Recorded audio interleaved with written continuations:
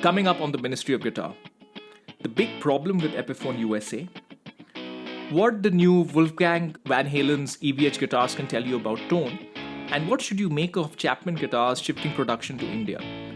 That's what we're going to get into.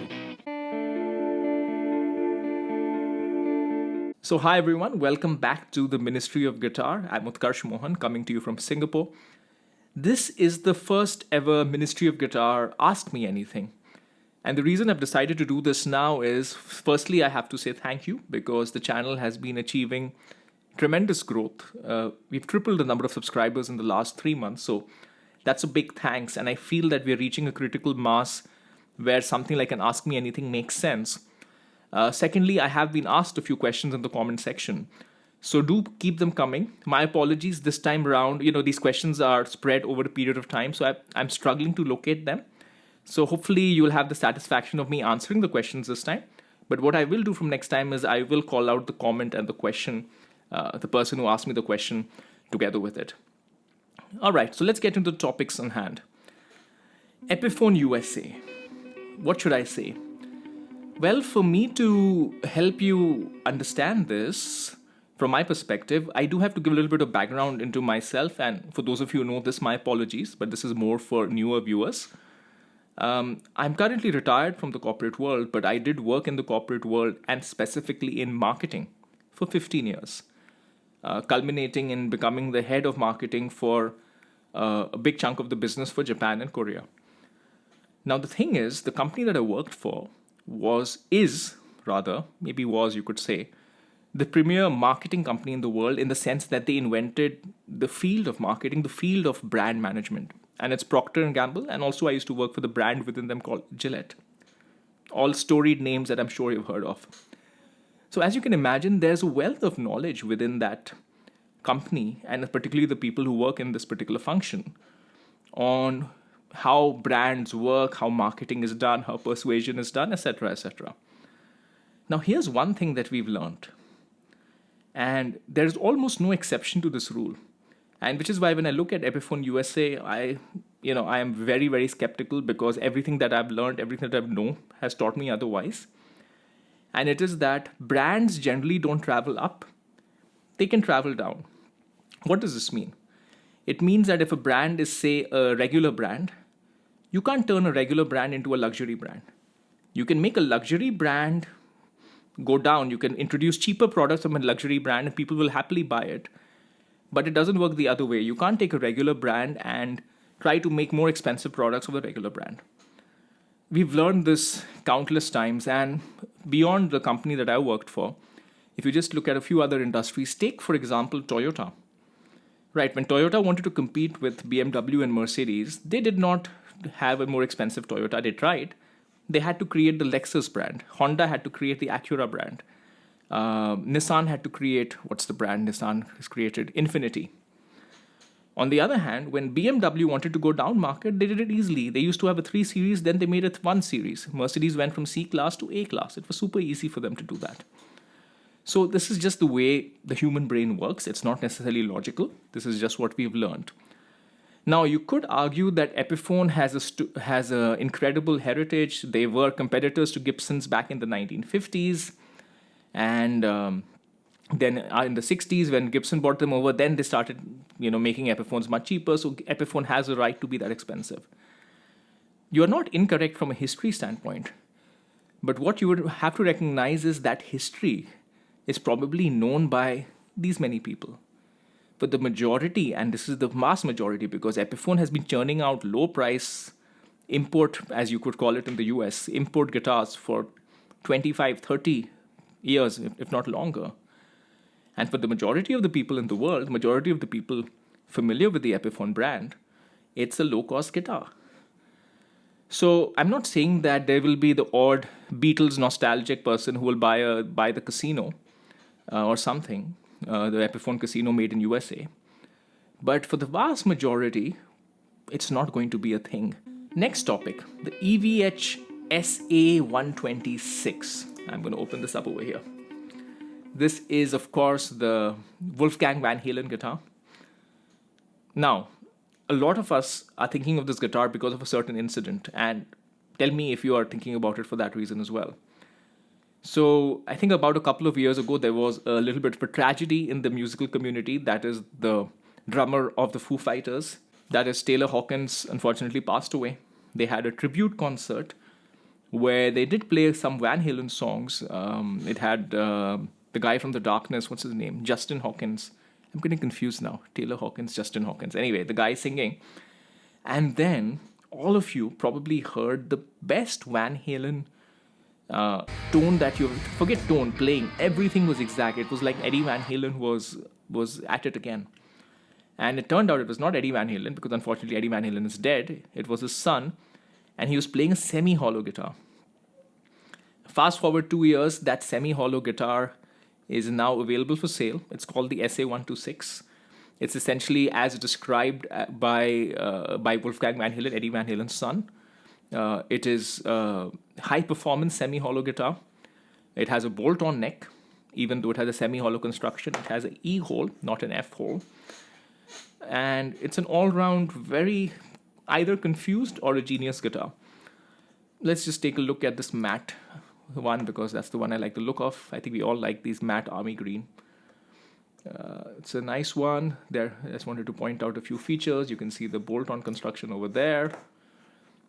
Looks like a maple neck. Let's check out the specs on this one. Ebony fretboard, very high performance, relatively speaking. Jumbo fret size. SA-126 humbucking. My sense is these are hot pickups. Listening to the sound of it. Mahogany body with a basswood center block. That is a very interesting choice. Basswood on a semi-hollow guitar is not traditional at all. So that kind of goes with this entire theme. What else? Satin finish. Neck is material is mahogany. Let me look at it closer. Oh yeah, of course it's mahogany. I should have just looked at it closer. Look at that grain. That's a mahogany neck, a little bit of that stinger, very Gibson. Headstock is rather Gibson as well, or rather a little bit Schecter. It's like a Schecter copy of the Gibson. What else? Does it have too much pickup switching? 3-position. Okay, this is it's like a ESP35 Les Paul, high performance, high output humbuckers in a semi-hollow body, tunematic kind of bridge, big block inlays. So it's like a Les Paul met a ESP35 met a Strat met a modern guitar. I like it. It's its own thing. But what's most fascinating to me is not the 4 colors.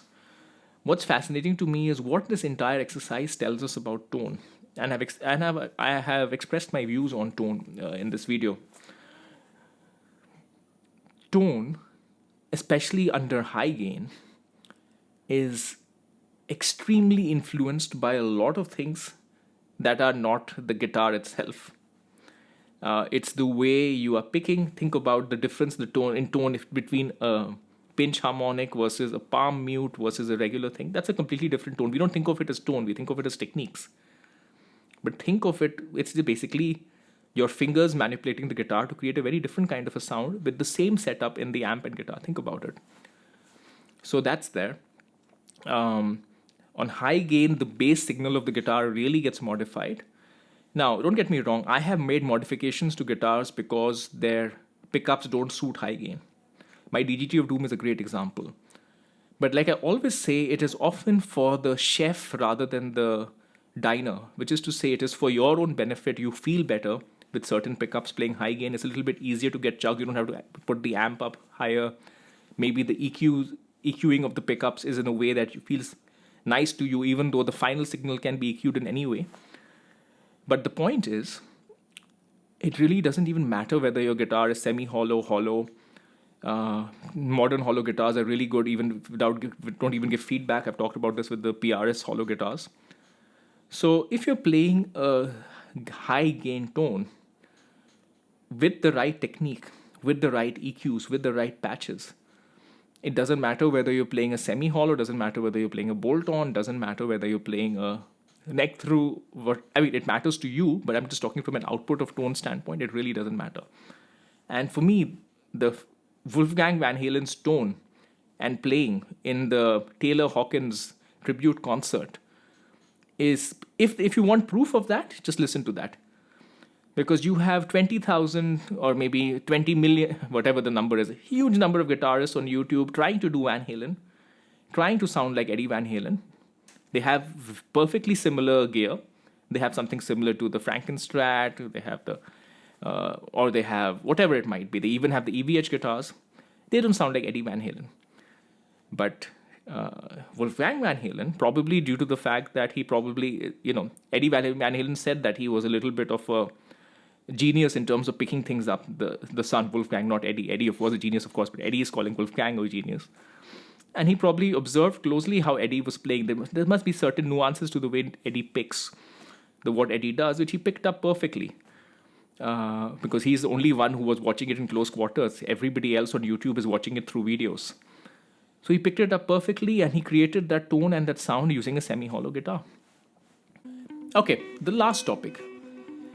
Chapman Guitars have shifted production to India. Oh God, and they have a tiger on there. That's funny. Okay, so Chapman Guitars are shifting production to India. I have a lot to say on this actually. Let's talk about the tiger. Very interesting story, by the way. The country that I'm living in, Singapore. I'm doing this on purpose because if you translate it back to Sanskrit, which is where this comes from. Sanskrit is the ancient Indian language, very old Indian language, like millennia old, oldest language in the world. Singapore means lion city, but it's a misnomer, and the reason it's a misnomer is there are no lions in Singapore. There were never any lions in Singapore. What they did have were tigers like this one over here. So there was a dude back in the day who saw a tiger, but he thought it was a lion. So they decided, and everybody spoke, that was part of the extended Indic civilization. So everybody knew Sanskrit back then. This was 600, 700, 800 years ago. So it became Singapore today. So taking that aside, what do I feel about Chapman Guitars moving to India? I have to, of course, declare my bias at the outset because I am Singaporean, but I'm originally from India. I grew up in India. My family is from India. So, of course, I will have a bias, but let me try and be as objective while leveraging the knowledge that I have as an Indian. So let me try and do that, but please take my bias and accept it as part of my perspective. I'm happy, but I'm skeptical. And I'm also hopeful. So let me break each of these down. I am skeptical because India in the recent past, I should say recent past as in the last 50, 60 years, has not demonstrated expertise in high quality manufacturing just yet. I'm being very careful here because I'm saying last 50, 60 years, and I'll talk about this in a second. The reason for this is from the time of the country became independent till about 1990, it was kind of stuck in a socialist, it assumed socialism was the best. It really became more capitalistic only after post-1990. So as you can imagine, if you assume socialism is the best, it's not conducive to high-quality manufacturing. So it's not there. That said, it is picking up dramatically. I believe at this point in time, something like 7 to 10% of iPhones in the world are made in India. And there's a lot of other things going on as well. And there's a very vibrant car industry as well. So it's coming, but it's not there yet, hence my skepticism. The reason I'm hopeful is when it comes to guitar, I think manufacturing and I also think craftsmanship. Think of luthier as a luthier, or when you look at luthiers, they are of course making stuff, they're manufacturing, making something, but they're also crafting something. And when it comes to craftsmanship, I think there are few countries in the world that have the sustained history of craftsmanship that India does. It's kind of been what India has been famous for across millennia.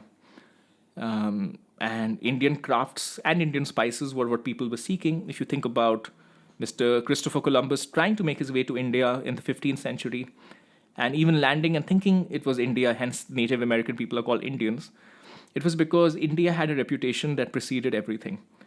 Now, a lot of that culture of craftsmanship, some of it, went away with the tides of history. I'm not going to get into that over here. That's a whole different topic. It does survive today. A good example is, just things like the sofas in my parents' house, or there was one particular chair in my parents' house, and I was looking at it. I was like, oh my God, that is such intricate inlay work. I'm going to try and see if I can find a photo. Maybe I have it on my phone.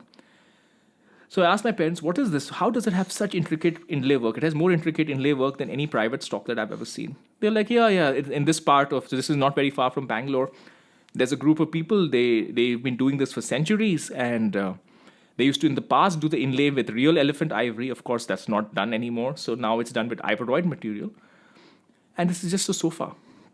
So what I'm telling you is craftsmanship is oozing from the land in every corner. And while Chapman will be beginning of making just guitars, I'm really hopeful that at some point in time, maybe in the next 5 years, 10 years, and may not be Chapman, it may be a different brand, some aspect of that ancient Indian lineage of craftsmanship makes its way here. The other good thing about manufacturing in India is that a lot of the woods that you use, rosewood, East Indian rosewood, what is that? It's Indian rosewood, it's from India, it's everywhere. It comes from India. So, and there are so many other words, like, because it's basically a continent, the subcontinent is a continent, the Indian subcontinent, it's massive, it's like Europe, and diversity as well. So there's a lot of wood and stuff there, so that brands could get into. So I'm very, very hopeful. But as I said, the track record of high quality manufacturing is in its infancy.